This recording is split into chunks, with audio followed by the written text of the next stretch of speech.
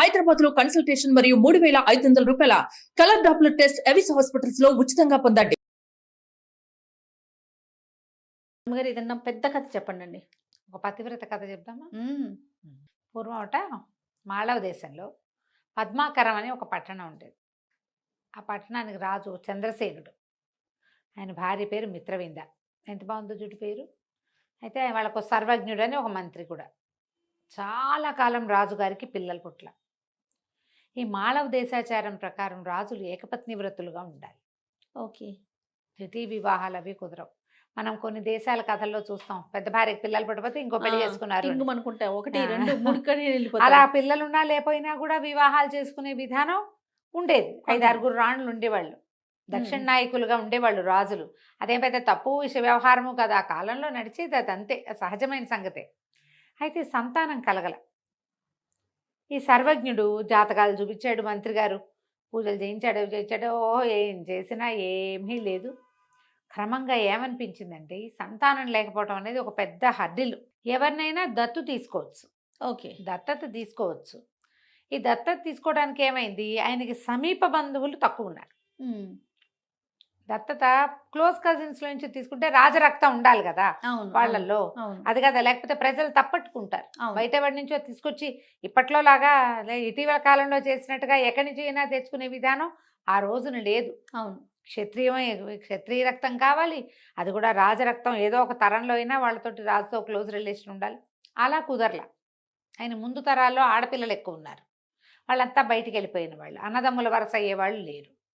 చూసి చూసి చూసి ఒకసారి ఏమైందట, ఒక పెద్ద పండిత సభ జరిగిందట.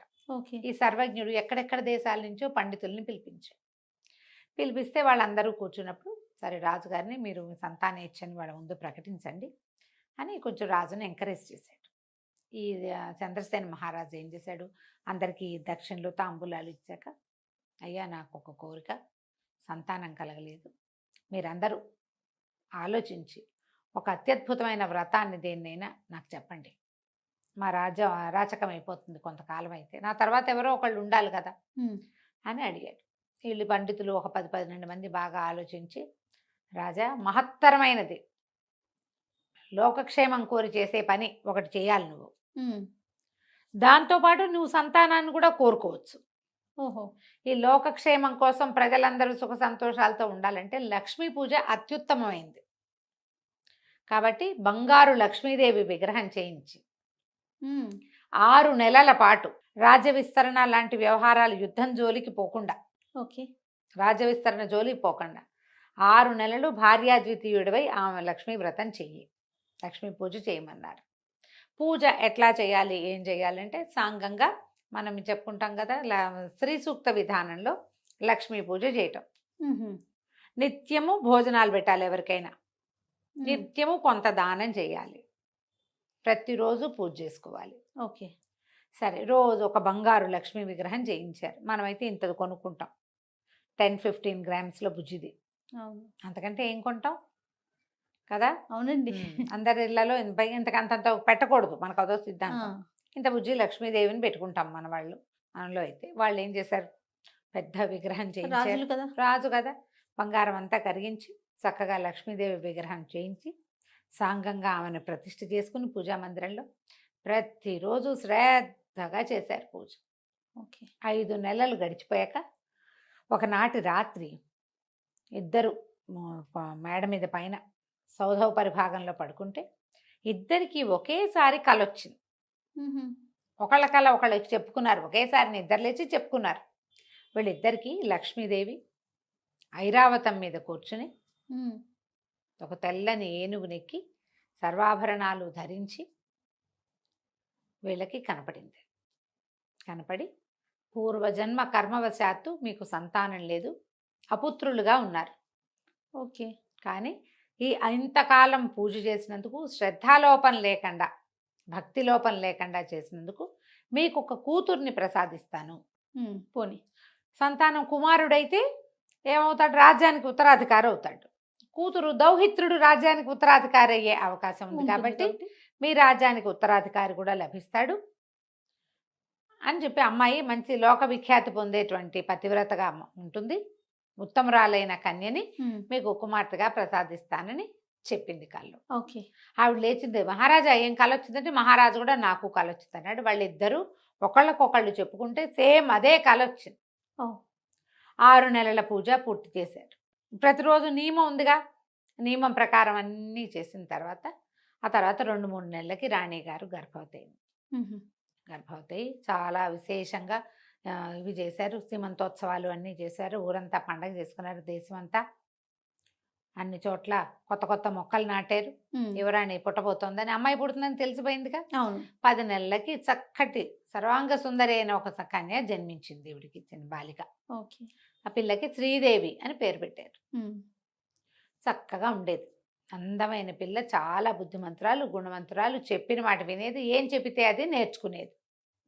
రకరకాల విద్యలు నేర్పించారు. ఒక 12, 13, 14 సంవత్సరాల వయసు వచ్చింది. ఈ పిల్ల ఈ కోటకి అనుబంధంగా ఒక పెద్ద పార్క్ లాంటిది, ఒక తోట లాంటిది డెవలప్ చేశారు. ఉమ్, అమ్మాయి స్నేహితురాలతో అక్కడ ఆడుకుంటూ ఉండేది. ఏదో బంతి ఆడుకునేవాళ్ళు. ఒకరోజు బంతులు ఆడుతుంటే వీళ్ళ అలసిపోయి ఒక అరుగు మీద కూర్చుంది. అక్కడ మామూలుగా అక్కడక్కడ కూర్చోడానికి శిలా వితర్దికలు అంటారు, చిన్న చిన్న రాతిపై సోఫాలు చేయిస్తారు కదా, అవునండి. కుర్చీలలో ఈ అవును. మన పార్కుల్లో కూర్చుంటే దూరం నుంచి ఒక పరివ్రాజక ఒక ఆవిడ నడిచి వస్తుంది. ఉమ్. ఈ పరివ్రాజక, ఆమె పేరండి అది? పరివ్రాజక అంటే చెప్తావు, సన్యాసిని. ఆహా, పరివ్రాజకులు అంటారు వాళ్ళని, ఓకే. లేడీస్, ఆడ సన్యాసుల్ని. ఆమె ఒక కాషాయ వస్త్రాలు ధరించి జుట్టు అది మూడేసుకుని ఉంది, యోగినిలాగా ఉంది. దూరం నుంచి వస్తూ ఈ వెలిగిపోతోంది పిల్ల, సర్వాభరణాలు ధరించి అందంగా చక్కగా ఉంది. 14 ఏళ్ల పిల్ల అంటే కొంచెం కంటికి నదరగా కనపడుతుంది, చిన్నతనం కాదు, ఎదిగిన వయసు కనిపిస్తూ ఉంటుంది. ఆవిడ అట్లా చూస్తూ దగ్గరకు వచ్చింది. దగ్గరకు వస్తే పిల్ల లేచి నిలబడింది. పెద్దవాళ్ళని చూసి దండం పెట్టాలి కదా, ఉమ్, ఉమ్, పైగా ఇవిడ యోగినిలాగా ఉంది. నమస్కారం చేస్తే ఆవిడ చాలా సంతోషించి, అమ్మాయి నీ సౌందర్యము, సౌందర్యాతిశయము, నీ వినయాతిశయము కూడా నన్ను ఎంతో ఆకర్షించాయి. చాలా బాగుంది. విశేషంగా నీకు ఒక మాట చెప్తాను, నువ్వు ఇంత అతిలోక సౌందర్యవతివి, నీకు అత్యద్భుతమైన వరుడు కావాలి. నువ్వు లక్ష్మీ స్వరూపంలాగా ఉన్నావు, విష్ణు స్వరూపుడైన యువకుడితోటి నీకు వివాహం జరగాల్సి ఉంది. గంధవతీపురపు యువరాజు భద్రేశ్వరుడు అనే రాజుగారి కుమారుడు సుందరేశ్వరుడు నీ వరుడు. ఉమ్, అతనితో నీకు వివాహం వివాహం. జరగాలి. అతను నీకు అనురూపుడైన వరుడు. ఓకే. వివాహం జరిగాక ఏవో రకరకాల ఇబ్బందులు వస్తాయి, కానీ నీ పాతివ్రత్యంతో కథ అంతా చక్కబడుతుందమ్మా. ఎంతో కాలం రాజ్యం చేస్తావు, నీ తండ్రి రాజ్యానికి కూడా నువ్వు రాజును ప్రసాదిస్తావు. ఉహు, అంటే కొడుకులు కలుగుతారు. ఉమ్, ఉమ్. అయితే ఈ పిల్లకి మధ్యలో కొన్ని కష్టాలు వస్తాయి కానీ అన్నది వినపడింది గట్టిగా. ఓ ఏం కష్టాలు వస్తాయో చెప్పు, ఏం కష్టాలు వస్తాయో చెప్పమని బతిమలాడింది. ఆవిడంది, అమ్మ అవన్నీ చెప్పకూడదు, అవన్నీ దైవ రహస్యాలు. నీకు భర్త మాత్రం సుందరేశ్వరుడే. నిజాన్ని నేను ఇది కూడా చెప్పకూడదు, కానీ నీ సౌందర్యాతిశయం చూసి చెప్పాలనిపించింది. ఉమ్, సుందరేశ్వరుడే నీ భర్త. అయినా కథ సుఖాంతమే అవుతుంది, నీకేం భయం లేదు. ధైర్యంగా ఉండు, అమ్మని ఆరాధించు, ఉమ్, నీ వినయాతిశయాన్ని బట్టి పోగొట్టుకోవద్దు, ఓకే. వినయాన్ని పోగొట్టుకోకూడదు అని చెప్పి వెళ్ళిపోయింది. ఈ అమ్మాయి గబగబా లోపలికి కోటలోకి వెళ్ళిపోయి, ఎవరు ఈ రాజ్యం ఏమిటి, ఈ ఆ రాజ్యం భద్రేశ్వరుడు ఎవరు, ఉమ్, ఆయన కుమారుడు ఎవరు, అవన్నీ కనుక్కొని పెట్టుకుంది. ఇక అతన్నే ఇంకా మనసులో పెట్టుకుని ఉందన్నమాట. తర్వాత ఒక సంవత్సరంన్నర పోయాక వాళ్ళ నాన్నగారు ఏం చేశారు, స్వయంవరం ప్రకటిస్తామన్నారు. ఈ అమ్మాయి ఏమనుకుంది, ప్రకటించని, అందులో సుందరేశ్వరుడు ఎవరో చూసుకుని ఆయనకే పెళ్లి చేసుకుంటే సరిపోతుంది. నాకు ఇతనితో వివాహం కావాల్సి ఉండి అవుతుందని ఆవిడ చెప్పినప్పుడు తండ్రి స్వయంవరం ప్రకటించిన అతను రాకుండా ఎందుకుంటాడు, చుట్టుపక్కల అన్ని రాజ్యాలకి వెళ్తుందిగా పిలుపు, ఉమ్. అతనే వస్తాడు అని స్థిమితంగానే ఉంది. చక్కగా రోజు లక్షణంగా లక్ష్మీ పూజ చేసుకునేది, బుద్ధిమంతురాలుగా ఉండేది. కొంతకాలానికి స్వయంవరం ప్రకటించారు. ఓకే. చుట్టుపక్కల రాజ్యాల రాకుమారులందరూ వచ్చారు. వచ్చాక ఈ అమ్మాయికి దండిచ్చి స్వయంవరంలో నుంచోబెట్టి ఒక్కొక్క రాజకుమారుడి దగ్గరికి దీని కుమారుడు ఫలానా రాజ్యం ఫలానా ఇది, ఒకళ్ళు రాజులు కూడా వస్తారు, కొంతమంది. అందరూ రాజకుమారులే రారు, ఉమ్, ఉమ్. ఆల్రెడీ వివాహాలైన రాజులు రావచ్చు, స్వయంవరానికి వివాహాలైన వాళ్ళు కూడా రావచ్చు, అంత తప్పలేదు. ఓహో. పిలుస్తారు, రాజ్యానికి పిలిపి వస్తుంది. ఆ అమ్మాయిని చేసుకోవాలన్న తలంపు ఉందనుకో, ఏ రాజుకైనా వస్తాడు. ఉహు, ఉమ్, అమ్మాయి వారిస్తే స్వయంవరం మంచిది, పనికొస్తుంది.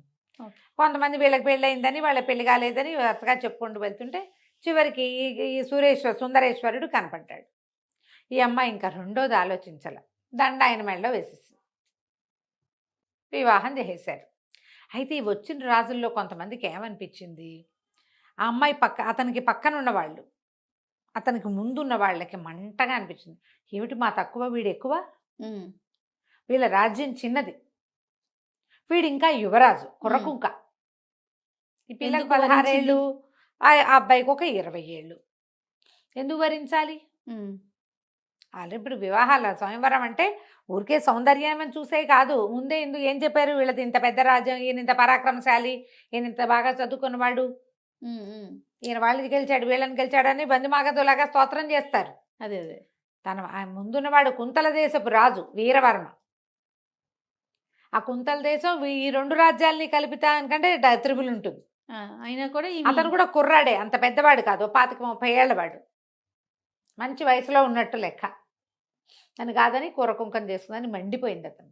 కానీ ఊరుకున్నారు, స్వయంవరం కదా, కన్యావారైతే రూపం అని చదువుకుని ఆ సర్లే చూద్దామని ఊరుకున్నారు. వివాహం చేశారు లక్షణంగా, బ్రహ్మాండంగా పెళ్ళయింది. హాయిగా కొంతకాలం ఇక్కడ ఉన్నారు అమ్మాయి అబ్బాయి. తర్వాత వీళ్ళిద్దరు కలిసి వాళ్ళ ఇంటికి వెళ్ళారు. ఎంతో బుద్ధిమంతుడుగా, ఎంతో చక్కగా బాగుండేవాడు అబ్బాయి కూడా. ఇద్దరు అనురూపమైన జంటగా ఉండేవాళ్ళు, అనుకూలమైన దాంపత్యం. రోజులు గడిచేసరికల్లా ఏమైంది, ఈ భద్రేశ్వర మహారాజు గారు మరణించాడు. ఆయన కుమారుణ్ణి రాజుని చేశాడు, రాజు అయ్యాడు. కొంచెం రాజ్యం సెటిల్ అయ్యే టైంకి ఆ కుంతల దేశపు వీరవర్మ ఉన్నాడు కదా, అతనికి రగులుతూ ఉంది. ఇంతకాలమైనా పోల, 4-5 సంవత్సరాలు గడిచింది. చుట్టుపక్కల స్నేహితులందరినీ కూడగట్టుకుని, ఇది చిన్న రాజ్యం, ఈ రాజ్యానికి ఎవడి పక్కనుందో వాడు కలుపుకోవచ్చు, కానీ వీడిని ఓడించి తీరాలి, ఓడించేసేయాలి. అంటే అడవుల దారి పట్టించాలి ఈ అమ్మాయిని, కుర్రాన్ని వరించినందుకు అని చెప్పి ఒక 5-6 రాజులని కూడగట్టుకుని వీళ్ళ మీద దాడికి దిగాడు. దిగేసరికి ఇంకా కొట్లైపోయారు మంత్రులు. సైన్యాధిపతి చనిపోతూ, సైన్యాధిపతి రక్తం ఓడుతున్న దీంతో పరిగెత్తుకుంటూ వచ్చి, మీరు తప్పించుకోండి, బతికుంటే బల్సాకు తినచ్చు. యుద్ధంలోకి రాజు మొదటి రోజు 2వ రోజు చేశాడు, 3వ రోజు అతను రాకపోతే 3వ రోజు మీరు పారిపోండి, వెళ్ళిపోతే మళ్ళీ ఇంకేదైనా జనాల్ని కూడగట్టుకుని వచ్చి మళ్ళీ పట్టుకోవచ్చు మన రాజ్యం అని చెప్పేశారు. కల్లా వీళ్ళు ఏం చేశారు, ఓ బండి ఎక్కి భార్య భర్త ఇద్దరు పారిపోయారు. కొంత దూరం వరకు బండి మీద వెళ్ళారు. ఒకే బండి మీద వెళ్తే పట్టేస్తారు కదా, ఇంకా అక్కడి నుంచి బండి వదిలేసి ఇక నడవటం మొదలుపెట్టారు. నడిచి నడిచి నడిచి నడిచి నడిచి అడవుల్లో దుంప తెగిపోయింది నడవలేక. ఎవరి వల్ల అవుతుంది మరి? ఇక ఆహారం లేదు, మంచినీళ్ళు లేవు, ఒట్టి కాలినడక. నడవగా నడవగా నడవగా ఒక అడవిలోకి చేరారు. వీళ్ళకి అత్తగారు మావగా వీళ్ళ తండ్రి దగ్గరికి వెళ్ళటం ఇష్టం లేదు. వాళ్ళది చిన్న రాజ్యమే మొదటిది. రెండోది, ఇప్పుడు ఇంత చెడి వెళ్తే అక్కడ ఏం పరువు ఉంటుంది? అది పైగా వాళ్ళు ఏం చేశారు, వివాహం అప్పుడు ఇతనికి రాజ్యం ఇస్తామని చెప్పాల సుందరేశ్వరుడికి, దౌహిత్రుణ్ణి రాజుని చేస్తామన్నారు. ఇంకా సంతానం కలగల. దాంతో అక్కడికి వెళ్ళటం ఇష్టం లేదు. అడవుల్లోనే కొంతకాలం ఉందాం, మన జీవితం ఇక్కడే కలిసి ఉన్నాం, మన ఇద్దరం ఉన్నాం కదా అనుకున్నారు. ఇప్పుడు ఏదైనా కొంచెం తేడా రాగానే చచ్చిపోదాం అనుకునే వాళ్ళని చూస్తాం మనం. అంత రాజ్యము పోయినా, బండి గుర్రం కూడా లేకుండా, కత్తి కటారు కూడా లేకుండా, ఒట్టి కట్టుబట్టలతో మిగిలిన వీళ్ళు బతుకుదామనే అనుకున్నారు. ఇది కదా కావాల్సిన స్పిరిట్గా ఉండాలి ఇది. అక్కడి నుంచి ఇంకా అలా వెళ్ళగా ఏమైంది, ఇతను ఒక చెట్టు ఎక్కి చూశాడు.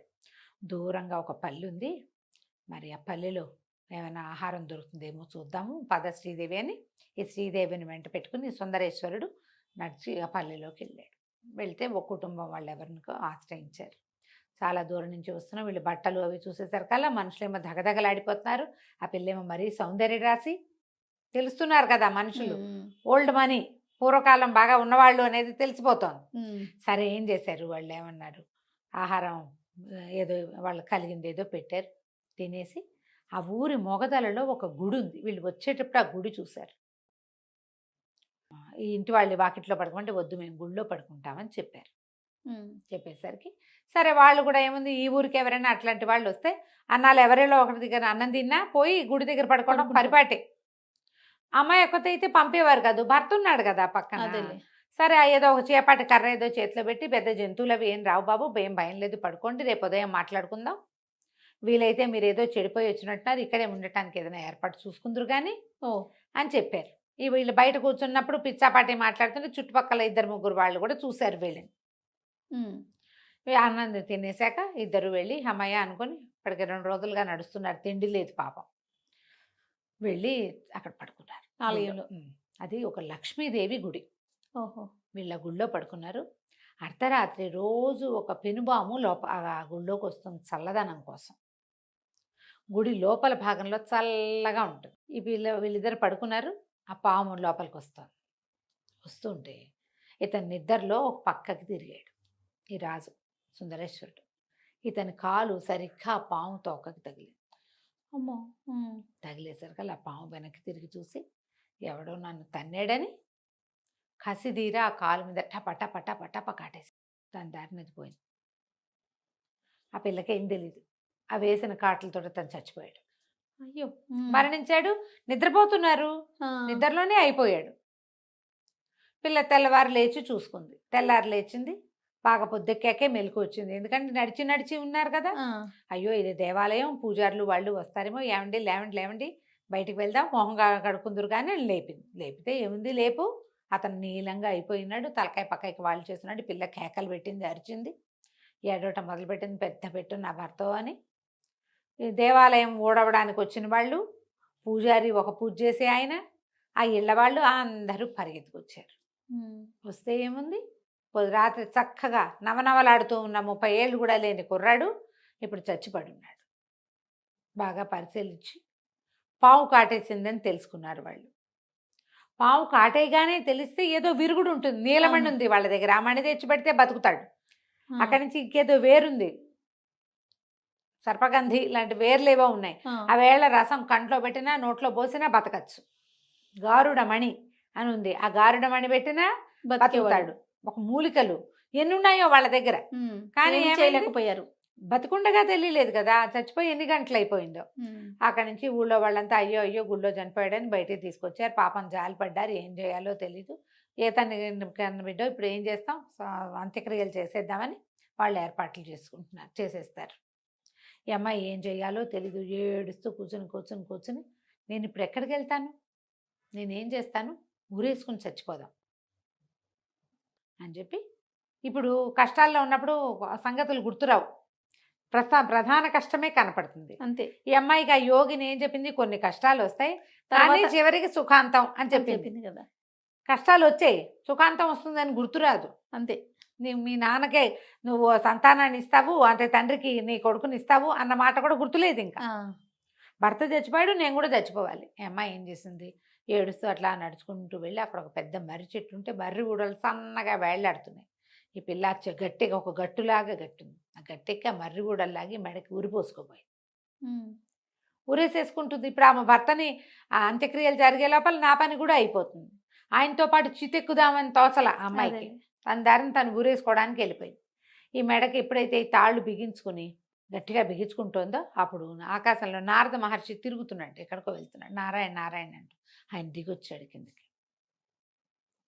అమ్మాయి ఎందుకమ్మా ఇంత పని చేస్తున్నావు అంటే వల్ల ఏడిచింది. నేను ఏం చేయను, రాజ్యం పోయింది, దిక్కు లేదు, అక్కడ ఎవరున్నారో, ఎవరు బతుకున్నారో, ఎవరు చచ్చిపోయారో తెలీదు, మా అమ్మ నాన్నలు, మా ఊరు ఎక్కడుందో కూడా నాకు తెలీదు, అతనేమో ఇట్లా మరణించాడు, ఏ కారణంతో మరణించాడో కూడా తెలుసుకోలేదు, ఎప్పుడు మరణించాడో కూడా నాకు తెలీదు, ఇక నేను ఎందుకు నా జీవితం అనేసరికి అతను అన్నాడు, కాదమ్మా నువ్వు అమ్మవారి అంశతో ఆ వరంతో పుట్టావు, నీ మొహం చూస్తే నీకు వైధవ్య చిహ్నాలు నాకు కనిపించట్లా, వైధవ్యం రాసి కనిపించట్లేదు, చిరంజీవిత్వము తర్వాత సంపూర్ణ 5వ తనము కనపడుతున్నాయి, ఆయుష్మంతురాల్లాగా ఉన్నావమ్మా, నా మాట విను, నువ్వు ఈ పక్కన ఒక దేవాలయం ఉంది, ఆ దేవాలయంలో కూర్చొని లక్ష్మీదేవిని ప్రార్థించు, నువ్వు ఇప్పటిదాకా లక్ష్మీ పూజ చేస్తావు, అమ్మవారు ఏదైనా నిన్ను కరుణిస్తుంది, వాళ్ళ అవన్నీ ఏర్పాట్లు అయ్యే లోపల ఏదైనా జరగచ్చు, నువ్వు వెళ్ళమన్నాడు.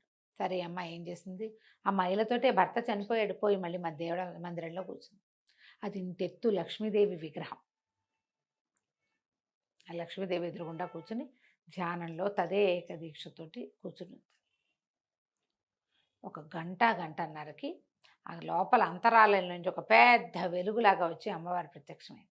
ఓ లక్ష్మీదేవి, అమ్మాయి ఇవాళ ఒక్కరోజు పూజ చేస్తే రాలా, పుట్టిననాటి నుంచి చేస్తుంటే ఆ, మనకు అవసరమైనప్పుడు ఫలితం కనపడుతుంది. అంతే. అప్పటికప్పుడు చేస్తే ఎట్లా వస్తుంది? చిన్నప్పటి నుంచి నేర్చుకోవాలి. ఉమ్, అయితే అమ్మ ప్రత్యక్షమై ఆవిడ ఏం చెప్పిందంటే, నీకు నీ కర్మవశాత్తు జరిగింది, కొంతసేపు వైధవ్యాన్ని అనుభవించాలి నువ్వు, అందుకని సగానికి పైగా సమయం నిద్రలో గడిపించేశారు. ఉహుం, అతను అప్పుడే చచ్చిపోయాడు. ఈ పిల్లకి తెలియదు కదా తెల్లవారేదాకా. ఈ కాస్త దుఃఖము నువ్వు అనుభవించవలసిందే. ఇది నీ తల్లిదండ్రుల తాలూకు కర్మానుభవం వల్ల కూడా నీకు సంప్రాప్తించింది అని ఒక మా పండు ఇచ్చింది. ఈ పండు రసాన్ని అతని శరీరం మొత్తానికి రాస్తే బతుకుతాడు. ఇక్కడి నుంచి మీ తండ్రి దగ్గరికి వెళ్ళిపోండి. ఉమ్, వెళ్ళి అక్కడ నువ్వు యుద్ధానికి సమకూర్చుకుని మళ్ళీ మీ రాజ్యాన్ని మీరు చేజిక్కించుకోగలుగుతారు. నీకు నడిస్తే దారి తెలుస్తుంది ఓహో అని చెప్పి మాయమైపోయింది. ఈ అమ్మాయి వీళ్ళు అతన్ని ఏం చేశారు, పాడ మీద చక్క కట్టేసి మోసుకెళ్ళిపోతున్నారు. ఓయో ఈ అమ్మాయితో సంబంధం లేదు, దేవాలయం ప్రిన్సెస్లో చనిపోయాడు కదా, ఆ పిల్ల ఎక్కడున్నా సరే అదేలే. వీళ్ళ దారిని వీళ్ళు చేసేసుకుంటున్నారు. మోసుకుపోతుంటే శ్మశానం దాకా తీసుకెళ్ళిపోయాక వాళ్ళ వెనకాల పరిగెత్తుకుంటూ వెళ్ళి ఒక 5 నిమిషాలు ఉండండి అని ఏం చేసిన మా పండుని ఇట్లా నలిపి నారింజ పండు లాంటిది ఆ రసాన్ని తల దగ్గర నుంచి చివరి దాకా వాళ్ళంతా రాసి ఉమ్, నల్లగా అయిపోయాడు అబ్బాయి, ఒక రకంగా నీళ్ళని కలిసిన నలుపులోకి. 5-10 నిమిషాల తర్వాత లేచి కూర్చున్నాడు అతను. ఓ గోర్ల దగ్గర అక్కడ నలుపు ఉండిపోయిందట, ఎక్కడ అంటలేదో అక్కడ. లేచి కూర్చున్నాడు. కూర్చునేసరికి అంతా ఆశ్చర్యపోయారు. అయ్యో బాబోయ్, ఏం పాతివ్రత్యం అమ్మా, ఎట్లా సంపాదించావు ఇంత శక్తి, నువ్వు ఇన్ని గంటల క్రితం చచ్చిపోయిన వాడిని ఎట్లా బతికించావు అని అందరూ ఆశ్చర్యపోయారు. నేను కాదు నాయనా బతికించింది, మీ ఊర్లో ఉన్న లక్ష్మీదేవి, ఉమ్, ఆవిడే నాకు ఈ వరం ఇచ్చిందని చెప్పేసరికి వాళ్ళు వీళ్ళు ఏం చేశారు, ఆ దేవాలయం అంతా మళ్ళీ శుభ్రం చేసి బొళ్ళని కొలుపులు చేసి అమ్మవారికి ఉమ్, పూజలు జరిపించి, మరి తను చనిపోయాడని భావించారు అవును. కదా. సరే వీళ్ళిద్దరికి ఆ భోజనం పెట్టి వీళ్ళకి బాగా శ్రమ తీరేదాకా ఉంచుకుని తర్వాత 2 మనుషులు తోడొచ్చి ఆమె రాజ్యం దాకా దింపారు, ఆ శ్రీదేవిని సుందరేశ్వరుణ్ణి. ఓ వీళ్ళు ఆ రాజ్యానికి ఎల్లల్లో ఉన్నారు, దానికి సంబంధం లేదు. ఉమ్, కానీ వీళ్ళ సరిహద్దులు దాటితే వాళ్ళ రాజ్యంలోకి వెళ్ళిపోతారు, ఆ పద్మాకరానికి వెళ్తారు. అక్కడి నుంచి ఇక మాళవ దేశం వైపుగా నడిచి వెళ్ళి తండ్రిని కలుసుకున్నారు.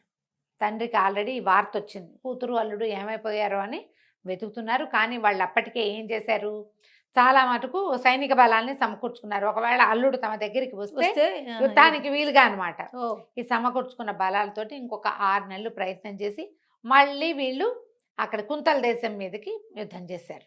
ఓకే. అందరినీ కలుపుకున్నాడు ఆయన. నా కూతురికి స్వయంవరం చేసుకునే అవకాశం లేదా, ఉమ్, పైగా ఈ రోజు స్వయంవరం అయి నువ్వు ఈ రోజు యుద్ధం చేస్తే బాగుంటుంది.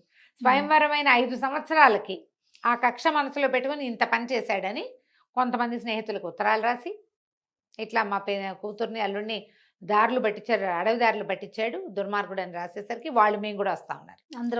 అందరూ కలిసి మళ్ళీ కుంతల దేశం మీద పడ్డారు. ఉమ్, యుద్ధంలో వీరవర్మ ఓడిపోయాడు. వీళ్ళకి ఆ రాజ్యం కూడా దొరికింది. ఓ కొంతకాలానికి శ్రీదేవికి సంతానం కలిగింది. వాడే తొలుత పుట్టిన కుమారుణ్ణి మళ్ళీ ఈ పద్మాకర రాజ్యానికి రాజుని చేశారు. ఎంతకాలమో చిరంజీవులుగా చాలా సంవత్సరాలు రాజ్యం చేశారు. వాళ్ళ పిల్లలు మనవలు మునిమనవలు వచ్చేదాకా భార్యాభర్త కలిసి సంతోషంగా ఉన్నారు. కథ కంచికి మనం ఇంటికి. బాగుంది. కొంచెం పెద్ద కథ అయినా కూడా చాలా బాగుంది. నమస్తే. నమస్తే.